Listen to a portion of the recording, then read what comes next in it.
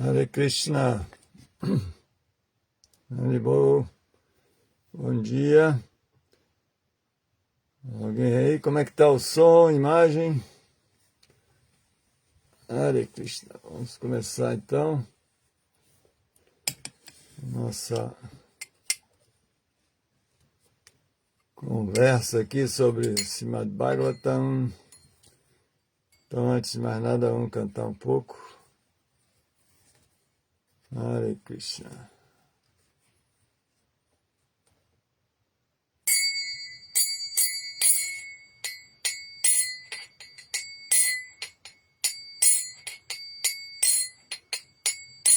Jayo Radha Madhava Kunja Vihari Jayo Radha Madhava Kunja Vihari Jaya Gopi Jana Vallabha Girivaradari Jaya Gopi Jana Vallabha Girivaradari Yasodanandana Rajajana Ranjana Yasodanandana Rajajana Ranjana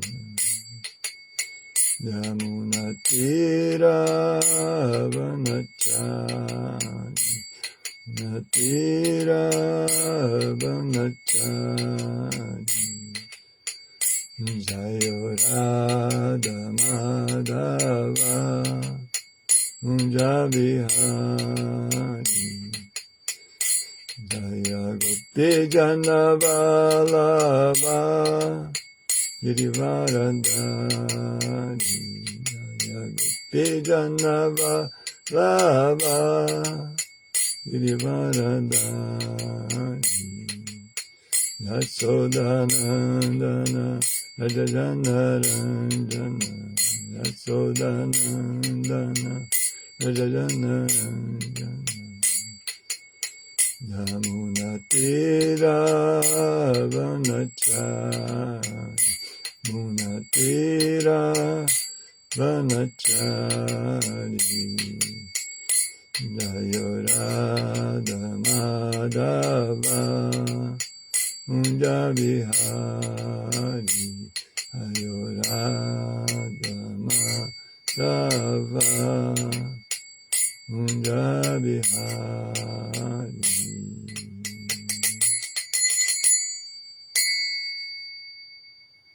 Jai. Bom dia a todos. Então, como é que tá aí? Tudo bem? Som, imagem. Podemos começar. Vamos ver aqui o verso de hoje. Então, nós estamos lendo do Srimad Bhagavatam, canto 3, capítulo 23, a lamentação de Devahuti, versos 12 e 13 hoje. Om Namo Bhagavate Vasudevaya. Om Namo Bhagavate Vasudevaya. Om Namo Bhagavate Vasudevaya. Então, o verso 12. Tudo certo, obrigado, Alexandre. Então vamos lá. O verso 12, o sânscrito é o seguinte. Maitreya Uvacha Piyaya Priyam Anvicham Kardamo Yogamastitaha Vimanam Kamagam Kshatas Tarhyeva Virati Karat. Então, tradução palavra por palavra. Maitreya, o grande sábio Maitreya, Uvacha disse, Priyaya, de sua amada esposa, Priyam, o prazer, Anvicham, procurando, Kardamaha, o sábio Kardama, Yogam, poder yógico, Astitaha, exercitou, Vimanam, um aeroplano, Kamagam, movimentando-se à vontade, Shataha, ó vidura, Tarhi, instantaneamente, Eva, bastante, Avirati Karat, ele produziu. Então, a tradução e significado dados por Srila Prabhupada. Srila Prabhupada. Vou botar aqui, ó. Garganta tá meio... Tá um chazinho aqui.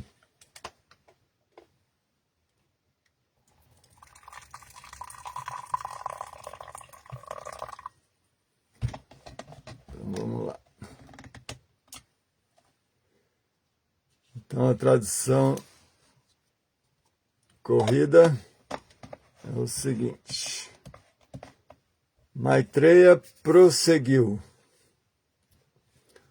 Ó Vidura, procurando agradar sua amada esposa, o sábio Kardama exercitou seu poder yógico e produziu instantaneamente uma mansão aérea que podia viajar de acordo com sua vontade. Vou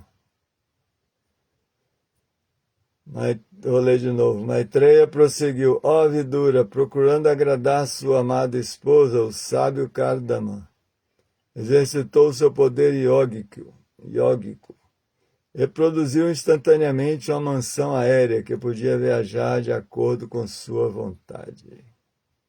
Então, o significado. Aqui as palavras Yogam Astitaha são significativas. O sábio Kardama era completamente perfeito em yoga. Como resultado da verdadeira prática de yoga, desenvolvem-se 8 tipos de perfeições. O yogi pode tornar-se menor que o menor, maior que o maior, ou mais leve que o mais leve. Ele pode conseguir qualquer coisa que deseje, pode criar inclusive um planeta, pode exercer influência sobre qualquer pessoa, etc. Uau! O yoga pode ser poderoso, né? Dessa maneira alcança-se a perfeição do yoga. E, depois disso, pode-se alcançar a perfeição da vida espiritual. Assim, não é muito surpreendente que Kardama Muni tenha criado uma mansão no ar, de acordo com seu próprio desejo, para satisfazer o desejo de sua amada esposa. Num instante, ele criou o palácio que será descrito nos versos seguintes. E, bom, então vamos para o verso seguinte. Ver o palácio que ele criou. Verso 13. Vamos ver aqui o sânscrito. Sarvakama dugam divyam, sarvaratna samanvitam, sarvardi upachayodarkam, manistambair rupashkritam. Tradução.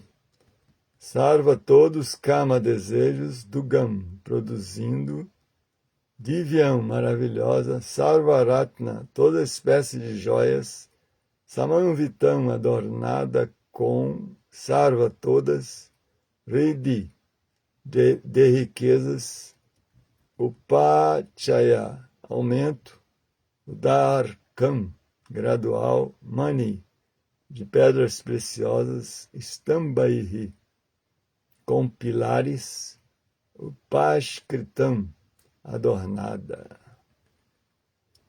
Então, a tradução literal. A mansão tinha estrutura maravilhosa, decorada com toda espécie de joias, adornada com pilares de pedras preciosas e capaz de produzir qualquer coisa que se desejasse. Estava equipada com toda sorte de móveis e riquezas que tendiam a aumentar com o transcurso do tempo. Caramba!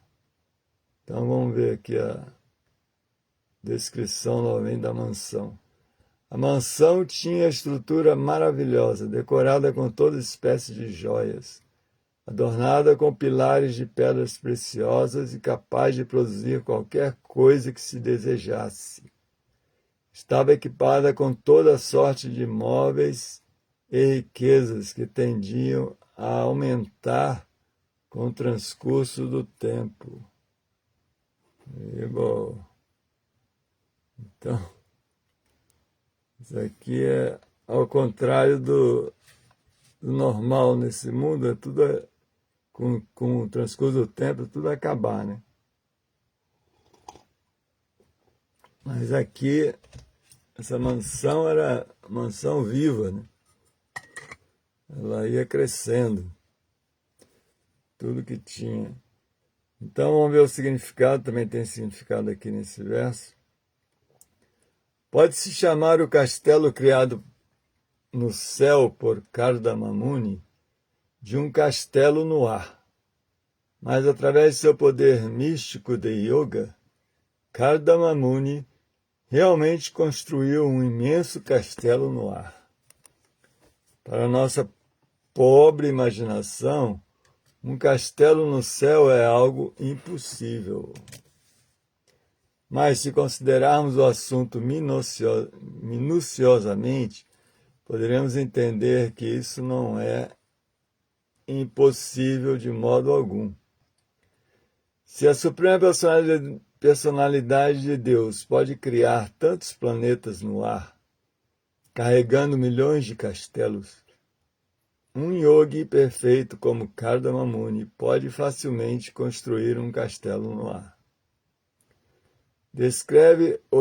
Descreve-se o castelo como Sarvakama Dugam, ou seja, que produzia qualquer coisa que se desejasse. Sarvakama Dugam. Ele estava cheio de joias, até os pilares eram feitos de pérolas e pedras preciosas. Essas joias e pedras preciosas não estavam sujeitas à deterioração, senão que eram sempre e cada vez mais opulentas. Às vezes ouvimos falar de castelos decorados dessa maneira também sobre a superfície da terra. Os castelos construídos pelo Senhor Krishna para suas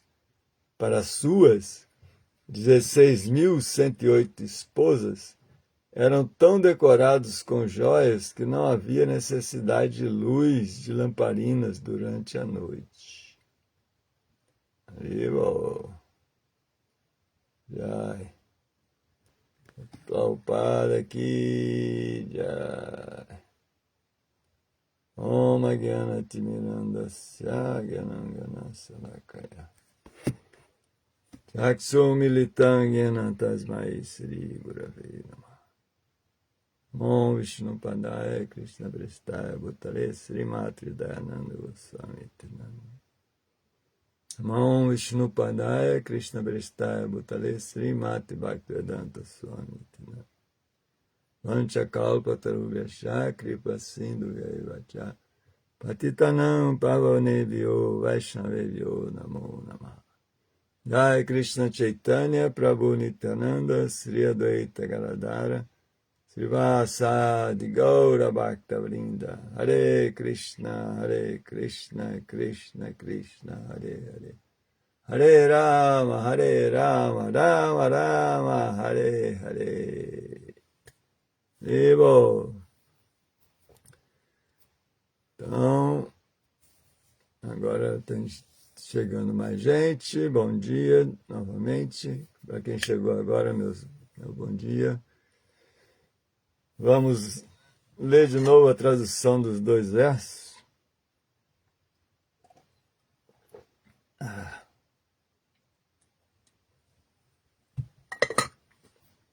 Vamos ver aqui. Opa.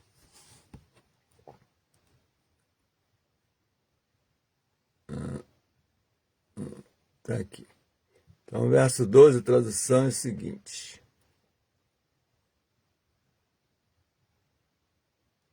Opa. Negócio aqui. Maitreya prosseguiu. Ó Vidura, procurando agradar sua amada esposa, o sábio Kardama, exercitou seu poder yógico e produziu instantaneamente uma mansão aérea que podia viajar de acordo com sua vontade.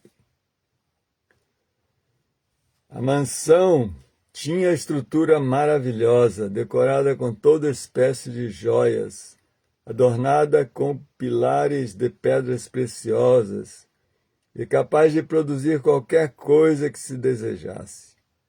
Estava equipada com toda sorte de móveis e riquezas que tendiam a aumentar com o transcurso do tempo. Arriba. É uma super mansão, hein? Além de ser super mansão, não fica presa na terra, né? Pode voar de acordo com o desejo. E ainda vai crescendo, né? As riquezas que tem dentro dela. Realmente é inconcebível, né? Difícil de acreditar, né? O que vocês acham? Não é muito fácil, né? Tem gente que chega e fala... Como é que foi? Eu vi uma devota falando, era professora, né, aí tá lá contando, né, os passatempos do Bhagavatam e tudo. Aí uma aluna falou, professora, a senhora realmente acredita nisso tudo aí? Porque realmente não é fácil, né? Uma pessoa que não tem fé em Deus, né? E não tem essa compreensão de que Deus é todo poderoso, pode tudo, qualquer coisa. Ele cria tudo, desmancha tudo, destrói tudo, e depois cria de novo, mantém a vontade, né? Então, se a pessoa não tem esse conhecimento e principalmente não realizou isso, fica difícil acreditar, né? Fica muito difícil. Então é por isso que o pessoal fala, tem que ter muita fé, mano. Como é que vai? Aí tem gente que acredita por uma questão de fé, mas às vezes sem convicção própria, né? Alguém falou que era assim e falou, você tem que ter fé, e a pessoa vai e acredita. Acredita, mas não tem essa convicção de uma realização própria, né? Por isso que essa questão de acreditar nessas histórias não é uma questão de fé. É uma questão de lógica, como o Prabhupada colocou aqui, né? Se a gente, no significado, se a gente analisa minuciosamente, né, com critério, a gente vai concluir que não tem nada demais, né? Se ele é um yogi, yogi quer dizer que está conectado, né? Está conectado, yoga é conexão, né? Então o yogi é aquele que está conectado com Deus, com essa... e com toda a criação dele, com essa energia. Geralmente o yogi, eles conectam esses yogis, não o Bhakti Yogi, né? Bhakti Yogi, ele se conecta com a pessoa, né? Com Deus pessoal. Mas o yogi impessoal, impersonalista, ele se conecta com a energia de Deus, né? Essa emanação de Deus. E essa energia, cria toda essa existência material. Então, e é, e é muito poderosa, né? Por isso que o yogi que está conectado com essa energia realmente, que consegue essa, essa conexão perfeita e toda a potência dessa energia, ele pode fazer muita coisa, praticamente tudo. Como fala, pode criar até planeta, porque essa energia, ela cria planeta. E se a pessoa está conectada com essa energia, ele pode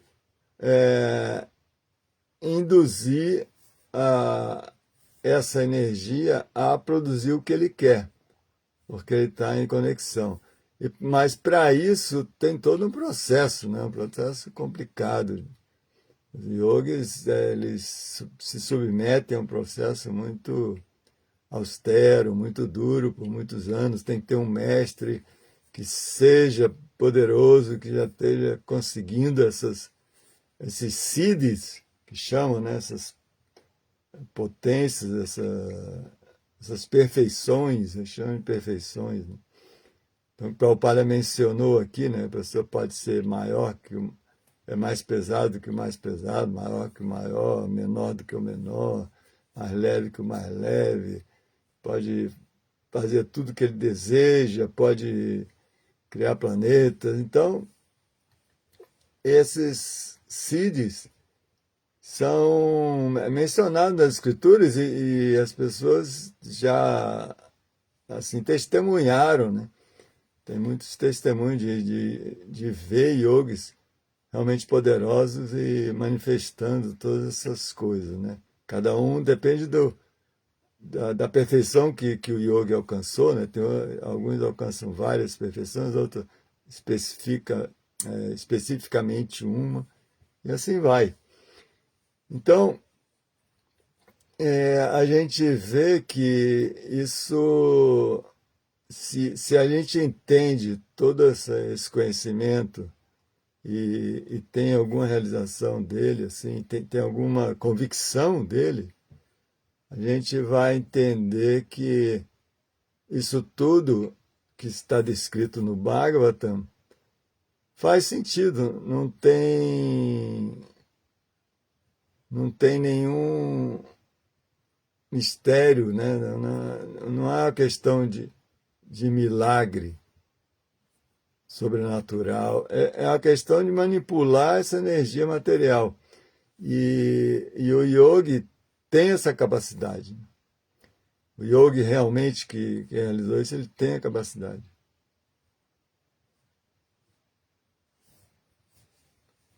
Tem até uma pergunta aqui, mas cada Mamuni não era um Yoga Mishra Bhakta?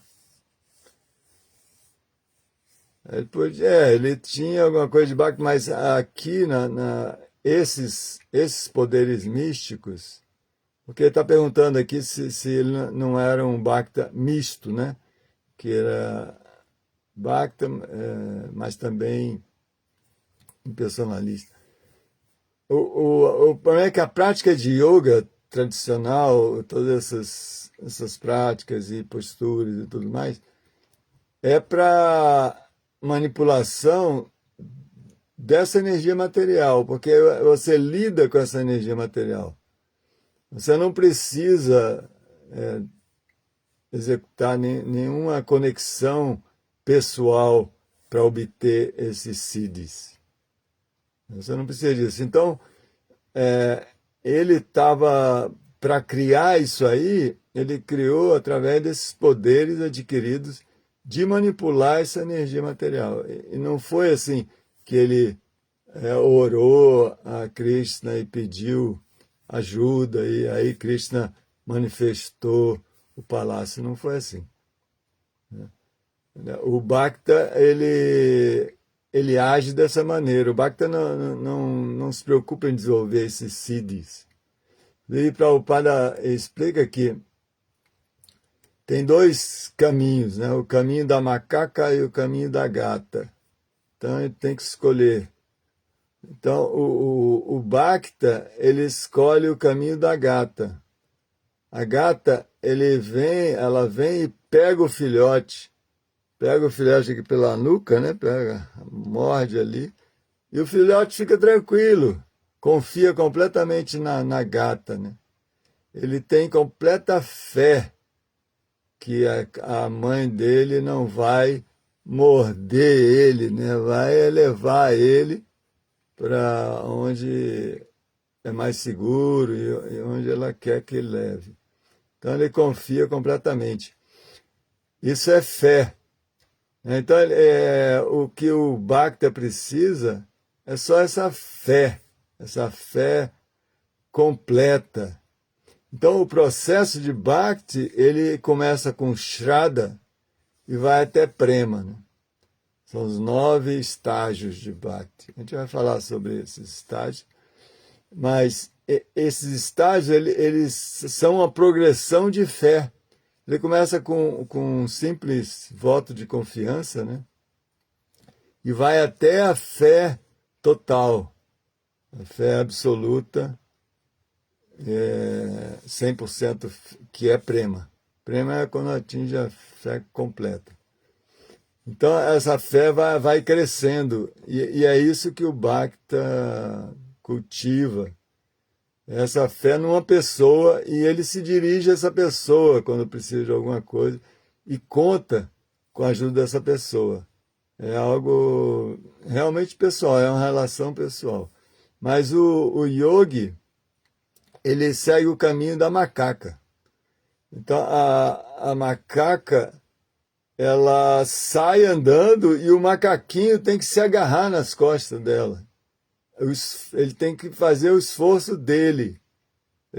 A macaca vai embora. Se o macaco não se agarrar, o macaquinho fica, né? Ou a macaquinha fica lá. Ela não quer nem saber. Ela vai em frente.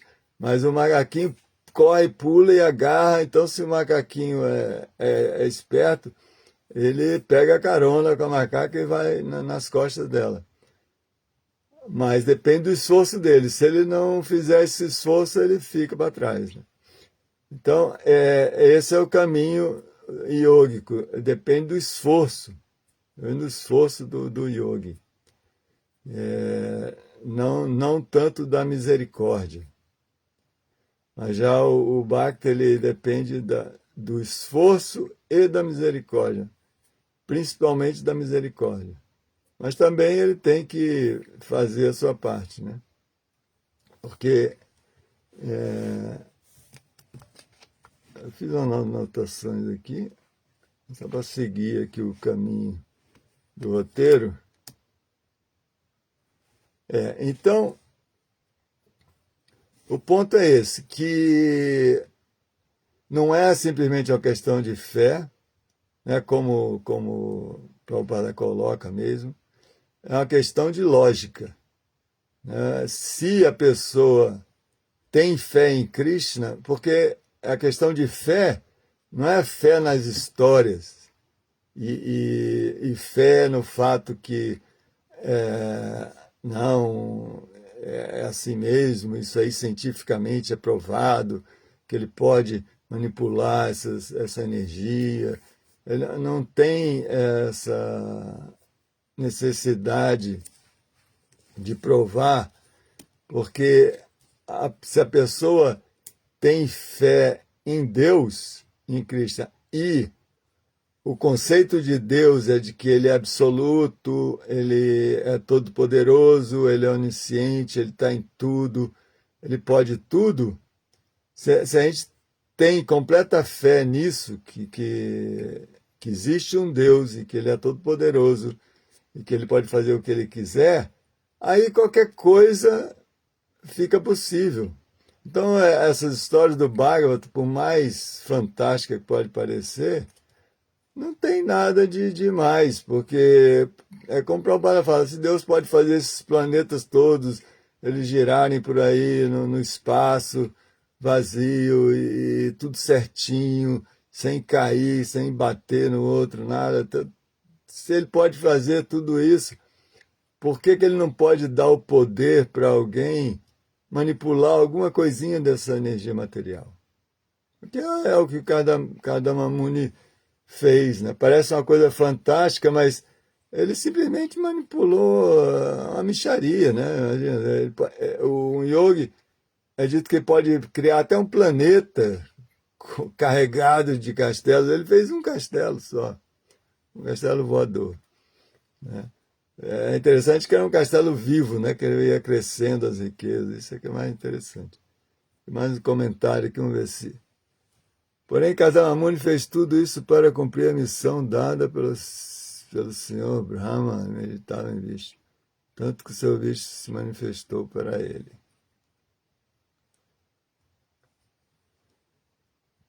Tá, mas o que eu falei não tem nenhum problema em relação a isso aí. É que para manifestar o castelo, ele não pediu pela misericórdia, não foi Krishna que manifestou o castelo, não foi São Brahma que manifestou o castelo, foi ele que com o poder dele, yógico dele, que manifestou o castelo. É esse que é o ponto que eu estou colocando. Então, essa é a diferença, né, do yogi, desses poderes yógicos, e o poder do Bhakta. O poder do Bhakta vem diretamente de Krishna. E do yogi vem do poder dele, que ele desenvolveu. Bom, então, essa questão de fé é completamente conectada com o avanço espiritual do Bhakta. Então, é isso que a gente tem que fazer, porque existe um problema mesmo entre os praticantes de Bhakti Yoga, os devotos, que a gente pode estar no processo, pode conhecer Krishna, conhecer as histórias de Krishna e tudo, mas quando olham a história do Bhagavatam dessa, tem dificuldade de acreditar. E isso se deve ao fato de que, na realidade, existe um ateísmo psicológico. E a gente pode estar nesse estágio, que a gente tem um teísmo intelectual, teórico, mas psicologicamente a gente não acredita mesmo que existe Deus. A gente está levando, está dando um voto de confiança, está achando interessante, achando que faz sentido a filosofia, mas não tem essa fé estabelecida. Então, por causa disso, é que a gente tem dúvidas. Tem dúvidas, será que isso é possível? E é super comum essas dúvidas. Qualquer devoto, acho que já teve muitas dúvidas, ou ainda tem. Eu até hoje, de vez em quando, venho com será mesmo? Tá? Será que não? Será que não é? Então, as dúvidas sempre vêm. Inclusive, tem um passatempo que eu acho que ilustra bem isso aí, interessante, que aconteceu com o Prabhupada, para a gente ficar tranquilo, né, o Bhakta, né, o Bhakta ficar tranquilo, porque a gente fica, será mesmo? Será que não é tudo imaginação? Será que Krishna existe mesmo? Será que as histórias do Bhagavatam existiram? Será que não é tudo invenção? Então a mente fica, né? A mente fica girando, imaginando coisas. Ainda mais quem tem uma mente complicada, né? Quem tem essa tendência de analisar e verificar as coisas, tem uma mente mais assim pesquisadora, né? Como é que fala? Bom, curiosa, coisa assim. Mas quem tem a mente simples, não, né? Ela acredita e pronto. Mas só que também fica mais frágil para cair na dúvida. Por isso quem tem, fala até que a dúvida é sinal de inteligência, né? Então quem tem essa inteligência inquisitiva, essa palavra que eu estava querendo lembrar, inquisitiva, tem mais dificuldade de aceitar, mas também depois que aceita, fica mais estável, porque já questionou internamente um monte de coisas, já tirou um monte de dúvidas, e agora ele está convencido. Então, esse questionamento é muito saudável. Tem gente que não precisa, então tudo bem, né? Mas tem muita gente que precisa, senão fica uma fé fraca. E qualquer um que chegue e fala que não, isso aí não tem nada a ver, e fala e dá algum argumento, a pessoa já fica em dúvida. Essa pessoa não está bem estabelecida. Então, se estabelecer bem, né, nessa fé é o processo. O processo nosso, né, como eu falei, de Shraddha até Prema, é um processo crescente de desenvolvimento da fé. Então, a gente tem, só revendo, né? Eu vou pegar aqui para a gente rever os 9 estágios de Bhakti.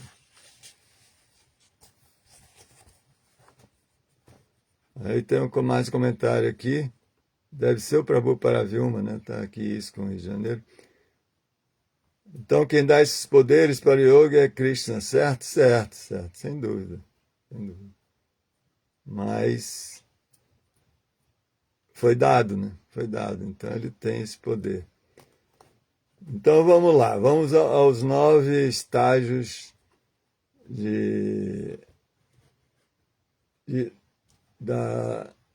do processo de Bhakti, né?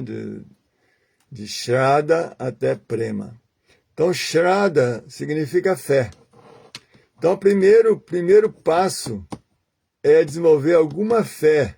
E é normal, né? É assim que a gente vê acontecer, né? Alguém fala, mostra o Bhagavad Gita, mostra o livro, fala, olha só, é interessante, isso aqui faz sentido.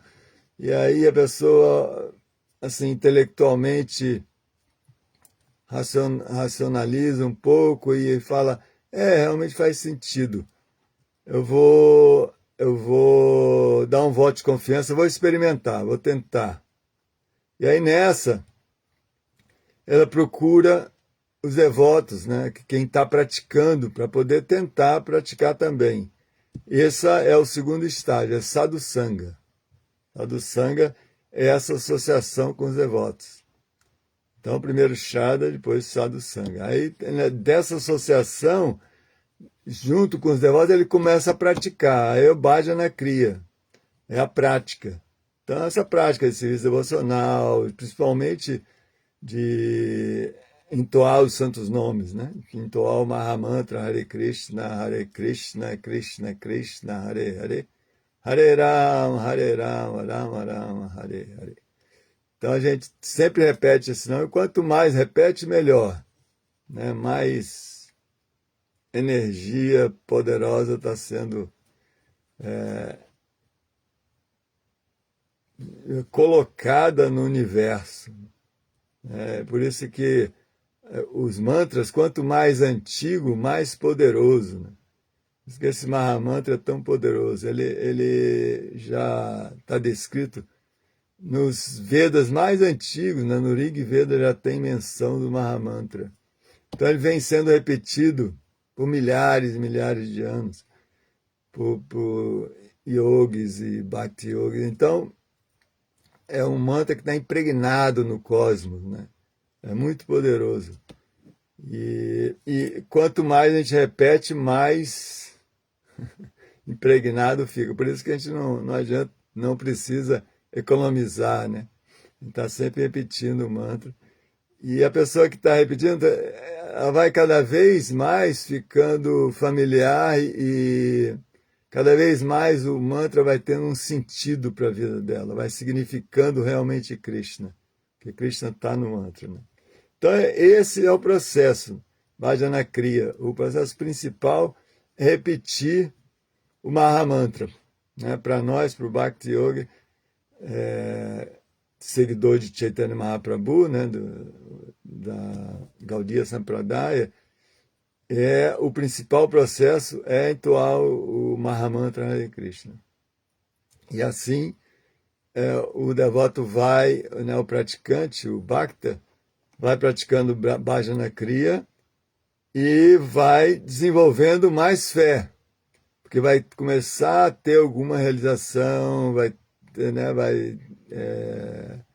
experimentar alguma coisa, algum gosto ou não. Então, ou ele desenvolve fé, ou ele perde aquele pouquinho de fé, convence que não dá, que a coisa não funciona. Então, depende do empenho dele, da determinação dele. Se faz bem feito, certamente ele vai alcançar o resultado, porque é científico o processo. Qualquer um que executar adequadamente, seguir realmente a fórmula, né, do cantar do Mahamantra, porque não é só cantar de qualquer jeito. Se cantar de qualquer jeito, é o princípio. Começa cantando de qualquer jeito e vai se purificando, né? Mas para realmente se aprofundar e fazer essa conexão com Krishna, que está no Mahamantra, aí precisa se aprofundar, porque ele está lá dentro do Mahamantra. Então ele tem que entrar no Mahamantra. É como fala, né, que no primeiro estágio de pronunciar o Mahamantra da nossa japa, a gente tenta colocar o mantra na mente, né?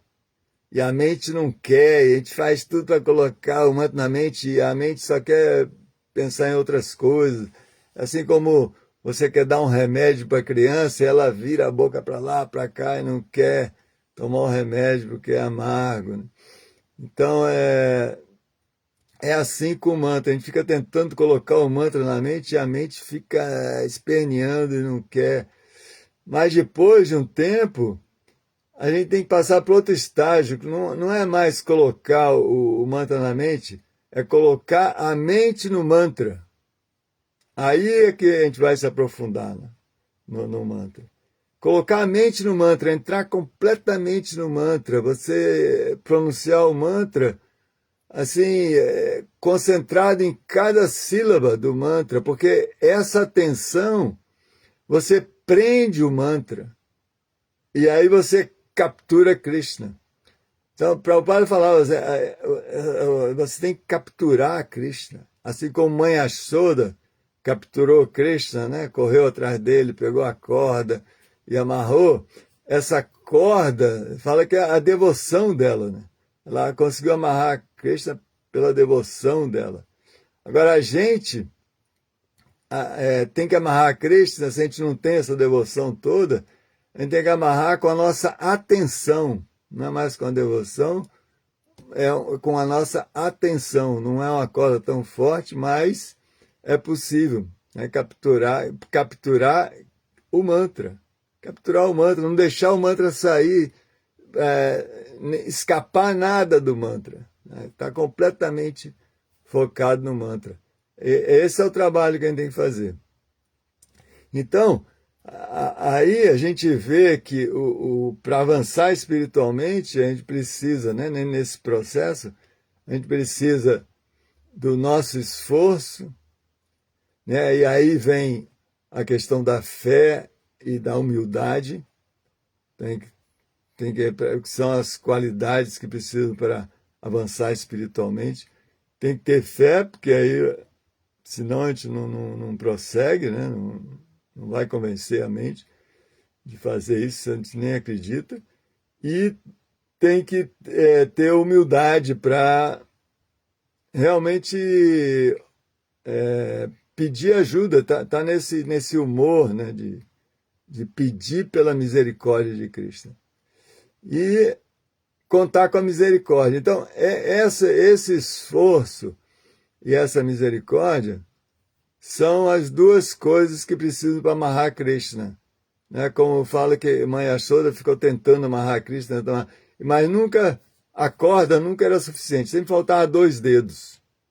E pegava mais corda e faltava 2 dedos, e nunca conseguia amarrar Krishna. E ela suando lá, suando e se esforçando, até que Krishna viu o esforço dela e viu o amor dela e a devoção dela, aí deu a misericórdia. Foram os 2 dedos que estavam faltando para poder amarrar Krishna. Aí completou. Então esse é o processo que tem que seguir. Esse é o Bhajana Kriya. Depois, assim, é simultâneo, né? Simultâneo. Os estágios vão se conectando um com o outro, e que já começa um, o outro ainda não terminou, e vai. É assim o processo, não é que é estanque, né? Acaba um, começa outro. É que nem começa com a fé, mas a fé nunca termina. A fé tem que estar sempre viva, né? Então, depois vem o sadhu sanga, continua com a fé aumenta, aí pratica o bhajana kriya, aí a fé aumenta mais se a pessoa praticar direito. Aí, com isso, com essa prática, vem a Nata Nivriti. A Nata Nivriti é a purificação. Aí vai se purificando. Então, o processo, ele causa essa purificação, né? Krishna, diz que quando a gente pronuncia o santo nome, Krishna vai lá no coração e começa a limpar o coração. Então esse é o processo de Anata Nivriti. E é um processo muito longo, que vai, parece que não tem fim, né? Não acaba nunca a sujeira. Porque é uma coisa acumulada por anos, né? Como fala, né? O espelho da mente. E esse processo vai purificando. E o processo mais eficaz para essa era é o cantar dos santos nomes. Então, a gente tem que... Esse é o processo mais fácil. E mesmo assim, não é mole, né? Imagina se a gente escolhe um processo mais difícil, processo iógico, essas coisas que dependem só do esforço. O processo de Bhakti não, ele tem o esforço para demonstrar para Krishna a nossa vontade sincera, né? Nossa vontade sincera, profunda, vai ser demonstrada com o nosso esforço. Se a pessoa não faz nenhum esforço, aí Krishna conclui que a gente não está muito afim, né? Porque é assim, normal, né? É a mesma mentalidade. A mentalidade de Krishna é a mesma mentalidade nossa aqui. Se a gente vê que a pessoa não faz nenhum esforço, não está querendo, não está querendo. Então, já perde a boa vontade. Então, esse é o processo do Bhakta, né? Ele vai se purificando e, pela misericórdia de Krishna e pelo seu esforço, Krishna vai dando a misericórdia. Aí até que chega em Nishta. Nishta é quando você fica estável. É a firme fé. Então a fé já está começando a se firmar, né? A pessoa já está se purificando e aí vai desenvolvendo essa fé firme, esse Nishta. E começa a ter alguma revelação e tudo. Então é um momento que a pessoa realmente fica bem estável, né? Nishta. E aí, dessa estabilidade, vem Ruchi. Ruchi, que é o sabor. Começa a desfrutar realmente do processo. Desfrutar da japa, de estar do Kirtan, desfrutar mais. O Kirtan é mais fácil de desfrutar porque ele envolve outros fatores, não é só a conexão com o mantra. Muitas vezes a gente não tem nenhuma conexão com o mantra e desfruta do Kirtan, porque o Kirtan você dança, canta, isso aí é prazeroso, né? Na companhia de outros, encontra os amigos e tudo mais. Isso é prazeroso mesmo sem mantra, né? É comum, todas as festas. pessoa vai lá para cantar e dançar e dá prazer, né? E não tem nenhum mantra. Então, não é a conexão com Deus, né? Não é através da conexão com Deus que a gente está sentindo prazer. A gente pode sentir prazer no Kirtan sem fazer nenhuma conexão profunda. Mas depois que a gente faz a conexão, o Kirtan, aí sim é o verdadeiro Kirtan. Aí, quando estabelece essa conexão, aí vai sentir o prazer do verdadeiro Kirtan e vai também transmitir isso verdadeiramente. Aí o clima de Kirtan é outra coisa, é outra coisa. E quem entra nessa vai sentir totalmente diferente. Não é mais simplesmente um show de mantras. Show de mantra é legal, né? Modo da bondade, mas não é Kirtan. Kirtan tem que ter essa conexão, e é isso que o Sr. Chaitanya enfatizava para os devotos, e eles ficaram lá um ano, né, fazendo Kirtan na casa de Srivas Pandita, só para desenvolver essa conexão. Um ano sem portas fechadas para desenvolver essa conexão. Aí depois eles saíram às ruas, foi uma explosão, né? Porque eles tinham a conexão e eles transmitiam isso para as pessoas. E eles estavam comemorando essa conexão. Isso é o Kirtan. Kirtan é você comemorar a conexão. A conexão a gente faz com a japa. A japa é o trabalho de conexão. E depois o Kirtan é para divulgar essa conexão e comemorar essa conexão. Então é outra coisa, né? Você está ali não é porque para dar um show e qualquer coisa, e nem depende da habilidade de quem está tocando, de quem está cantando. Não, você desfruta de estar conectado com o Mahamantra. Por isso que o Kirtan de Chaitanya Mahaprabhu é essencialmente o Mahamantra. Outros mantras pode ter um pouco, mas o básico tem que ser, Prabhupada falar que tem que ser no mínimo 80% de Mahamantra. Esse é Kirtan de Chaitanya Mahaprabhu.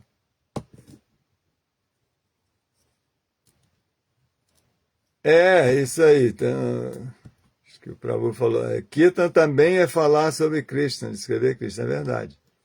Kirtan também significa glorificar, não é só cantar, mas glorificar também. Então, quem está fazendo aqui também é Kirtan. Então, aí a pessoa desenvolve esse ruchi, e esse desejo, esse gosto e o desejo de alcançar Krishna se fortalece. E aí vem a Sakti. Sakti é o 7º estágio, é o estágio de atração espontânea. A pessoa naturalmente fica atraída, já não tem mais. Aí, nesse estágio, é difícil não pensar em Krishna. Não é mais aquele esforço para sempre pensar em Krishna, nunca se esquecer de Krishna. Porque a gente pensa em Krishna, mas daqui a pouco a gente esquece. Tem que estar toda hora lembrando. Por isso que a gente tem que ter aula do Bhagavad todo dia. A gente tem que praticar japa todo dia. Porque senão a gente esquece. Não é só lembrar, mas também não se esquecer. Então tem esse processo, né, de manter para não esquecer. Mas a pessoa que chegou nesse asakti, essa atração espontânea, aí não tem mais essa. Se quiser que ela esqueça, vai ser muito difícil. É como uma criança, né, que depende da mãe, e ama a mãe, e não esquece a mãe nunca. Ou a mãe não esquece o filho ou a filha. Não esquece nunca da filha, porque já tem essa atração espontânea, já ama, né? Então esse é o estágio preliminar a bhava. Aí esse seguinte, esse bhava, é praticamente prema. É um estágio de prema verde. Né? Prabhupada fala assim, que bhava e prema, os dois são manga. Os dois são manga, são a mesma coisa, só que bhava é a manga verde e prema é a manga madura. Então prema amadureceu, coisa doce, já está mas baba já é manga. Não é aquela doçura, mas já é manga. Então, em baba, que é esse estágio preliminar de prema, aí a pessoa estabelece essa relação com Krishna. Estabelecido em baba, esse bhava, né? Essa relação. Estabelece finalmente o seu swabhava, né? Esse bhava original, intrínseco da alma. Então, ele acontece nesse estágio. Depois, nesse estágio, né, se relacionando já com Krishna no seu bhava, aí desenvolve prema, que é um presente de Krishna. Está pronto, aí Krishna dá prema. Não é uma coisa que você obtém, é pura misericórdia. Então ele tem que ficar pronto para receber prema. E aí, Krishna. E nem cobrar de Krishna, ele dá no momento que ele achar que a gente está pronto. Então, já falta pouco tempo, né? Vamos ver aqui. Tem esse. Já estamos bem adiantados. Já falamos desse caminho da fé. Esse caminho é o caminho da fé, de Shraddha até Prema. Porque em Prema, a gente estava falando de fé, né? Prema é a fé completa. A fé completa se estabelece 100%. Então, esse é Prema. Então, o nosso processo é o processo de cultivar a fé. Por isso que o devoto que está em prema, devoto puro, ele não tem nenhum problema de fé, de acreditar na história do Bhagavatam. Ele tem fé completa, ele já tem fé completa em Krishna. E se você tem fé em Krishna, aí, naturalmente, essas histórias, por lógica, pode facilmente ter acontecido. Para Krishna isso não é nada, né? Não é nada. Essa história fantástica não é nada. Ele faz coisa muito mais fantástica do que a gente pode imaginar, do que está escrito aí. E agora, como que a gente vai cultivar essa fé? Então, a gente teve esse caminho aí, né? É através desse caminho mesmo. E essa fé vai, mesmo quando a gente está no processo ainda, está no Bhajana Kriya, Anartha Nivriti, né? Nesse terceiro e quarto estágio aí, que é uma luta que fica por anos e anos, mesmo nesse estágio, se a gente tem alguma realização, essa fé vai se tornando forte. E esse é o ponto principal para se adquirir fé, a nossa própria realização. O resto é voto de confiança, porque fé é confiança, né? Em outras palavras. Né? Você ter confiança em algo, você tem fé. Né? Como você compra um ticket, né? Uma passagem aérea, você compra pelo celular ali, paga pelo cartão e não recebe nenhum papel, nada, né? Recebe um númerozinho ali. Mas você tem fé completa que aquele númerozinho ali você vai embarcar com aquilo ali.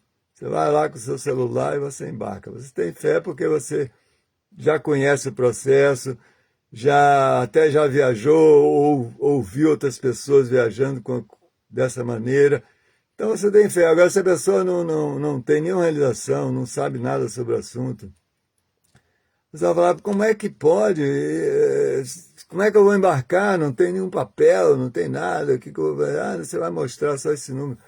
Não acredito. Né? Não acredito. Então, não tem essa confiança, porque não tem experiência, não viveu, não tem nenhuma realização. Então, isso é fundamental. A gente precisa ter alguma realização. Aí a gente vai ter a nossa fé, a gente vai ter a nossa convicção, não vai depender mais de ninguém. Não, agora eu realizei, eu já senti o gosto. Pode falar o que você quiser. A pessoa chegava, isso aí não tem nada a ver, é tudo mentira. Você fala, Você pode falar o que você quiser, mas eu tenho a minha realização. Eu tenho a realização, eu tô tranquilo. Deixa que eu vou em frente. Porque Cristo é recíproca. Se a gente realmente pratica a coisa com, assim, com seriedade, né? Fazendo a nossa parte, fazendo o nosso esforço, pedindo ajuda a Cristo, né? A japa, assim, nesse espírito de oração, né? Prabhupada falava que a japa é a oração mais sublime. Então, o espírito de oração é esse, de pedir ajuda, mas ajuda para a nossa vida espiritual, não pedir coisas materiais que não são muito importantes. Né? Nessa história toda aí de cada Mamune, a gente vai ver, né, que isso aí é o de menos. O que ele realmente está no Bhagavatam por causa da realização espiritual dele e Devahuti também alcançou. Esse aqui é o ponto principal e é isso que a gente tem que buscar e é isso que vai dar essa fé absoluta em Prema. Né? Então vamos parar por aqui, já está na hora. Vou ver aqui então os comentários, as perguntas. Vou começar aqui por baixo, pelo último, né? O Marcelo está perguntando, mais importante do que a história em si, não seria a moral dessas histórias? É, a filosofia, né? Então é muito importante a filosofia. Você tem que estar. E as histórias são para estabelecer essa filosofia. Então é a moral da história. Né? A moral da história é essencial. Mas também as histórias em si, as histórias de Cristo, também são muito interessantes e importantes para a nossa fé, porque você começa a conhecer Cristo, né? Quem ele é, e começa a ter atração por ele. Então, ajuda todo esse processo, né? Essa atração espontânea. Quanto mais a gente conhece Cristo, quanto mais a gente lê sobre Cristo, a gente ouve, mais a gente vai ficar atraído por ele, porque é muito atrativo. A gente não tem atração porque a gente nem conhece, não está lembrando mais de Cristo. Então, as histórias também são importantes, mas para a gente estabelecer realmente essa convicção intelectual, né, a moral da história é fundamental. Aqui não tem hora para terminar. O Fabiano está falando. Não, tem que cumprir o protocolo. Bom, deixa eu ver aqui. Eu segui na ordem aqui. Tem bastante coisa. Jai Gurudeva, Nandavats, Marco Ferrari. Existem limitações no sistema planetário, mesmo que nos encontramos com o Sol, regente do planeta, que giram flutuantes ao seu redor. O poder de Deus e daqueles que ele empodera pode produzir tudo. É isso aí.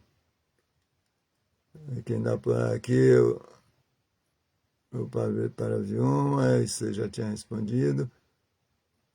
Sundarang, Hare Krishna, Otávio, Hare Krishna. Então, vamos lá. Hare Dashna, Hare Krishna. Alexandre, bom dia. Marcos Ferrari, bom dia. Hare Krishna. Então, foi tudo. Acho que vimos todas as perguntas. Então, se não tem mais nada, a gente pode concluir por aqui, né? Muito obrigado pela atenção. Srila Prabhupada aqui, Jai, Santaraj Srimad Bhagavatam aqui, Jai, Gaura Pramanande, Hari, Hari Bo. Até a próxima, obrigado pelo convite mais uma vez. Hari Bo, olha lá, mais um comentário aqui, na Sati Yuga, a época de Kardama, o processo de Bhakti era meditação por muitos anos, Ashtanga Yoga. Hari Bo. Ashtanga Yoga, não era Bhakti. Então, vamos lá. Vamos encerrar. Hare Krishna.